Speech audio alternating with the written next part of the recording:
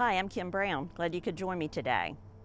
Feelings and emotions are always messages for us. They're not random. They're created by our thoughts, conscious and unconscious thoughts.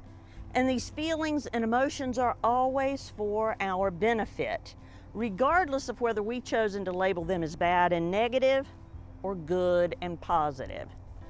Imagine you are casually meandering across the street and suddenly you hear the blaring of a vehicle horn and you turn and look and a huge truck is speeding towards you. Maybe a dose of fear will help your feet get into hyperdrive and get you safely across the street.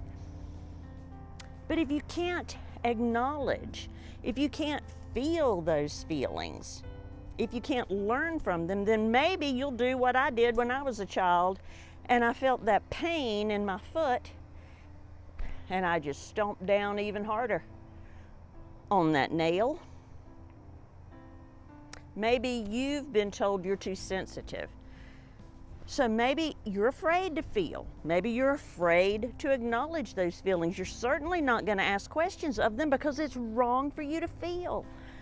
Or maybe your mind and your body have just had a disconnect until, of course, your body does create a chronic situation that you have to now notice. But may I suggest that maybe being more sensitive would actually benefit all of us. And I'm not talking about going around crying and telling everybody they hurt your feelings. I'm talking about self-awareness.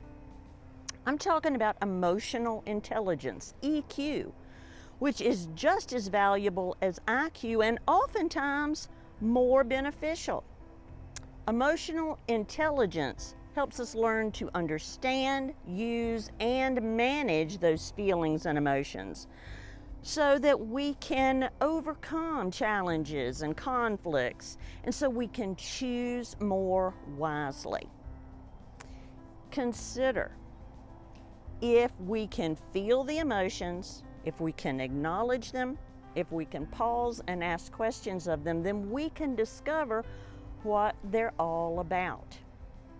If you say, I don't like farming because my daddy made me plant corn when I was a child and I just wanted to get out there and play, well, of course, you were a child. Of course you wanted to play. And of course that child would have determined that farming is bad, awful, horrible, because he wanted to go play. But that doesn't have anything to do with today. And let's say you're scrolling on Facebook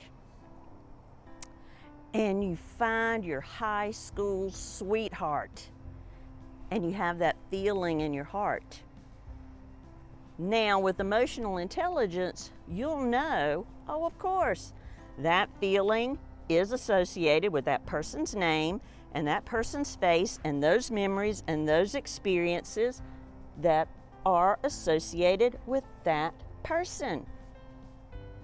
But without emotional intelligence, you might throw your current life in the dumpster and set fire to it and run off to your high school sweetheart. Maybe being sensitive or self-aware or developing emotional intelligence could actually benefit all of us. Maybe it is okay to feel those emotions, acknowledge them, and discover the valuable message they have for you. The most amazing experience you will ever have is the experience of changing your mind. Consider giving yourself permission to learn how to do so. You really are worth it.